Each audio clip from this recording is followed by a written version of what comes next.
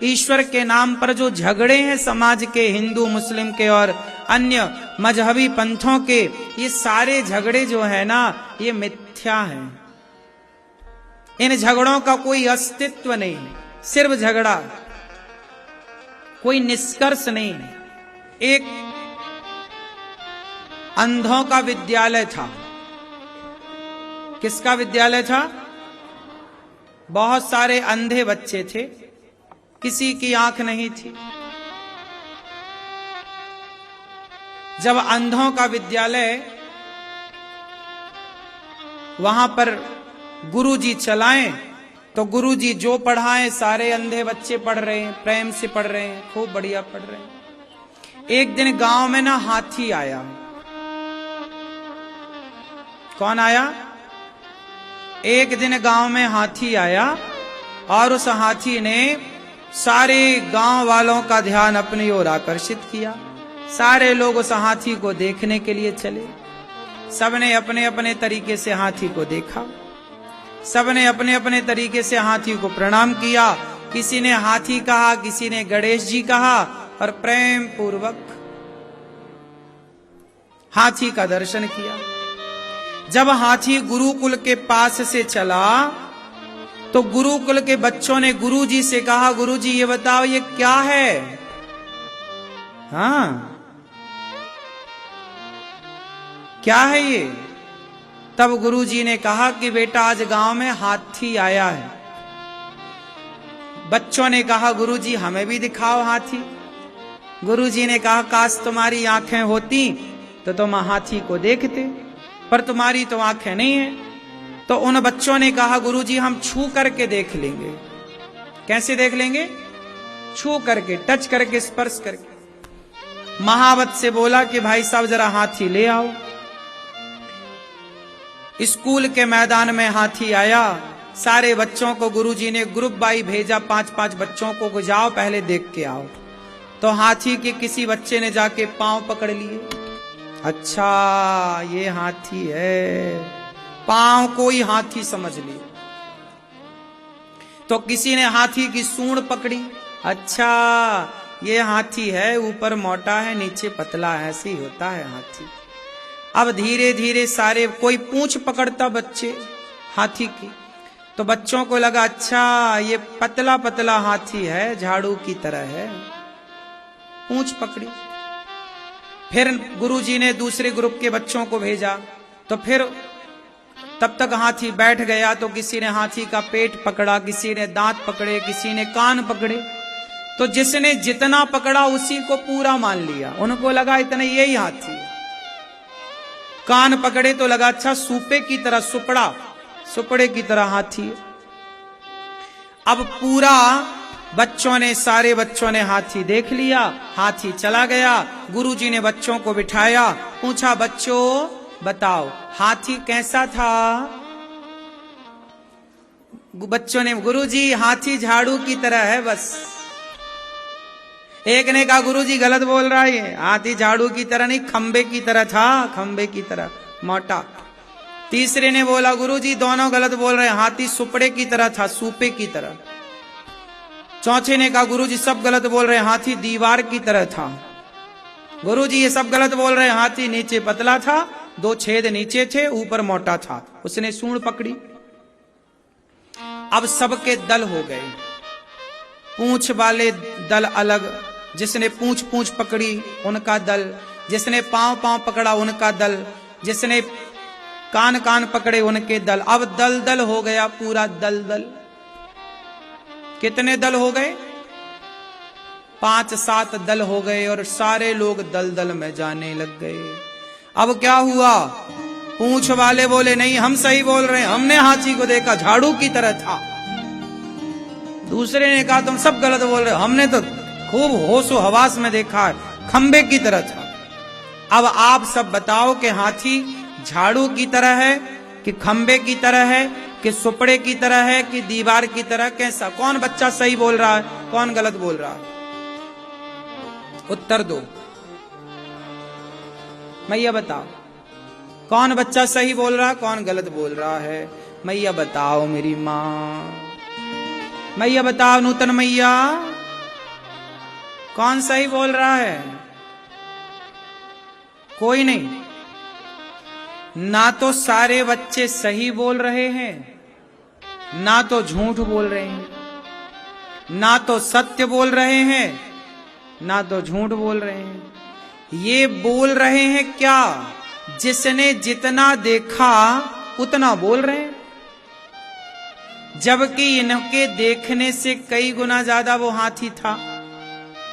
काश गुरुजी ने कहा बेटा तुम्हारी आंखें होती तो तुम आंखों से देखते कि हाथी कैसा था।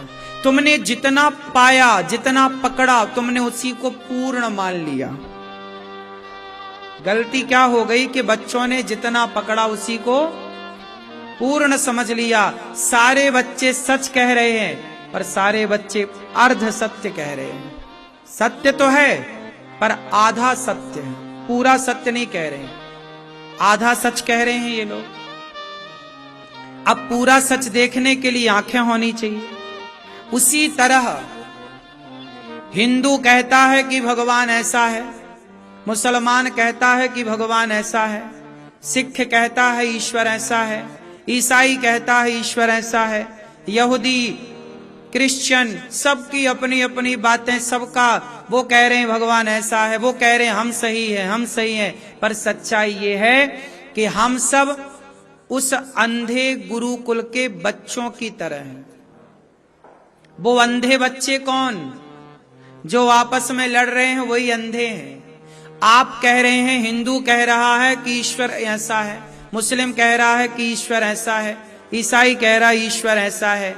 भाई आप जो कह रहे हैं, आपने जितना जाना उसके बारे में आपने उतना कह दिया, जितना पकड़ा, जिसकी पकड़ में जितना आया उसने उतना कह दिया। लेकिन ईश्वर तो इतना है कि वो हमारी और आपकी पकड़ से परे है। हम और आप उसे कितना जाने, जितना हम जाने वो केवल 5% है। 95% ईश्वर को कौन जान सकता है? ईश्वर को वही जान सकता है जिसे स्वयं ईश्वर जनाना चाहे। सोई जाने जेहि देहु जनाई, जानत तुम्हें हुई जाई। जब भगवद गीता सुनाई अर्जुन को और भगवान ने 11वें स्कंध में 11वें अध्याय में जब भगवान ने अर्जुन को कहा कि अब मैं तुझे विराट रूप दिखाऊंगा, तो अर्जुन के सामने जब भगवान विराट रूप में प्रकट भये तो अर्जुन की आंखें बंद हो गईं। क्या अर्जुन देख पाए? भगवान दिखाने को तैयार हैं अपना विराट स्वरूप, देख। क्या अर्जुन देख पाए? अर्जुन की आंखें बंद हो गईं। अब खड़े तो हैं विराट, तुम देख लो। एक सूर्य की तरफ आप आंखें करके देखते हैं तो आपकी आंखों में कालापन आ जाता है, अंधकार छा जाता है, आप सूर्य को आंख उठाकर नहीं देख पाते। तो जब एक सूर्य को आंख उठाकर नहीं देख पाते तो जिस परमात्मा में करोड़ों सूर्य का प्रकाश है उसे इन दोनों आंखों से क्या देखोगे? खड़ा भी हो जाए तो तुम्हारी सामर्थ्य कहां है देखने की? हाँ, पर अर्जुन को भगवान ने अपनी दिव्य दृष्टि प्रदान की। क्या प्रदान की? अर्जुन को क्या दी? उन आंखों को दिया जिन आंखों से ईश्वर को देखा जा सकता है। सच्चाई तो ये है कि अभी हमारे पास वो आंखें हैं ही नहीं जिन आंखों से ईश्वर को देखा जाए। अभी आप लोग मंदिर जाते हैं तो क्या नजर आता है? आप मंदिर में जाते हैं तो कोई पत्थर देखता है, कोई मूर्ति देखता है, कोई मंदिर की नक्काशी, मंदिर की बनावट देखता है, तो कोई वहां हो रहे वीआईपी लाइन को देखता है। कुछ लोग मंदिर जाते हैं वहां भगवान देखते नहीं, बोलते वहां तो वीआईपी लाइन देखी हमने। कुछ लोग कहते हैं वहां तो मूर्ति देखी हमने, कुछ लोग कहते हैं वहां तो हमने पत्थर देखा हमने। हाँ, आपके पास वो आंखें नहीं है, आप भगवान में पत्थर को देखते हैं। और प्रहलाद जी ने एक पत्थर के खंबे में भगवान को पहचान लिया था, ये भगवान। तो भगवान को देखने की अभी हमारी दृष्टि ही नहीं है। दृष्टि कहां से आएगी?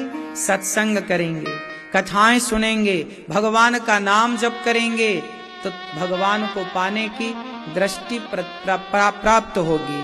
ईश्वर को पाने के लिए वो बुद्धि बनेगी, वह प्रेम जागेगा, वरना भटक रहे हैं करोड़ों जन्मों से।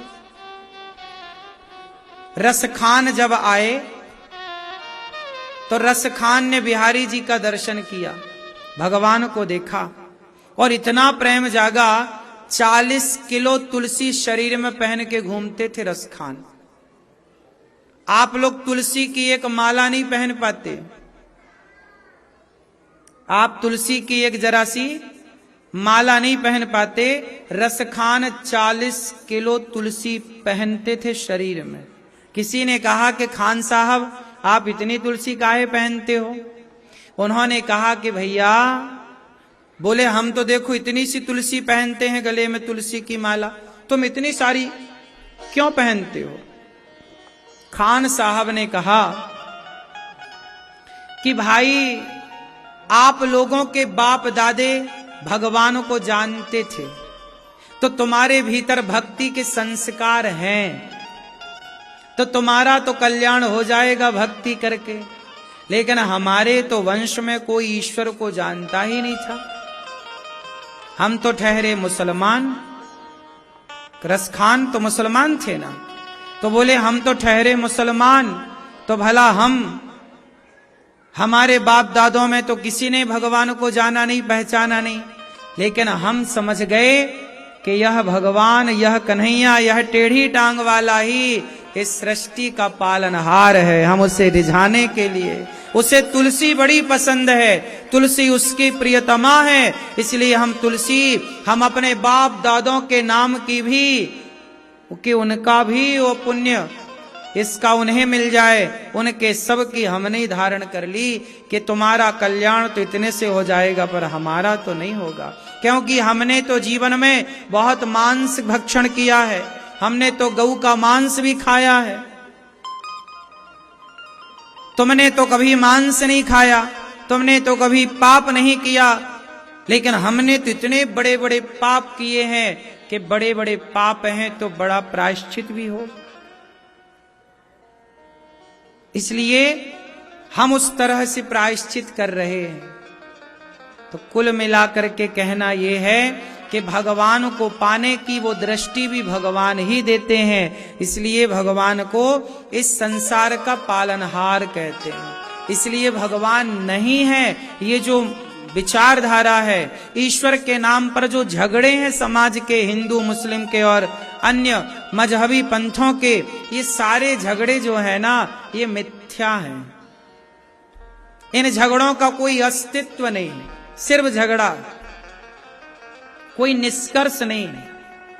अच्छा, जो भक्त होगा, जो समझदार होगा, वो झगड़ा नहीं करेगा, और जो झगड़ा कर रहा है मतलब उसे कोई मतलब नहीं है धर्म से, वो केवल झगड़ा कर रहा है।